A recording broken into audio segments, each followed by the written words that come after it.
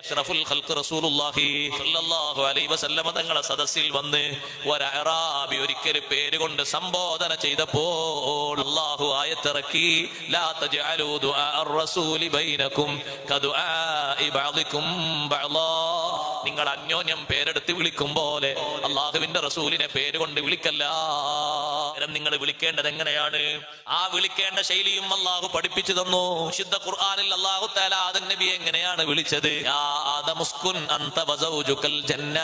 നൂഹ് നബി അലൈഹിസ്സലാമിനെ അല്ലാഹു എങ്ങനെയാ വിളിച്ചത്? യാ നൂഹു ഇന്നഹു ലൈസ മിൻ അഹ്ലിക ഇന്നഹു അമലുൻ ഗൈറു സാലിഹ്. മൂസാ നബി അലൈഹിസ്സലാമിനെ അല്ലാഹു വിളിച്ചത് പേര് കൊണ്ടല്ലേ?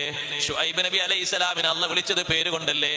പേരെടുത്ത് വിളിക്കാത്ത ഒരു ഹബീബ് അല്ലാഹുവിന് ഒന്ന് മാത്രമാണ്. തിരുനബി അല്ലാഹു സംബോധന ചെയ്തത് യാ അയ്യുഹർ റസൂൽ യാ അയ്യുഹൻ നബിയോ.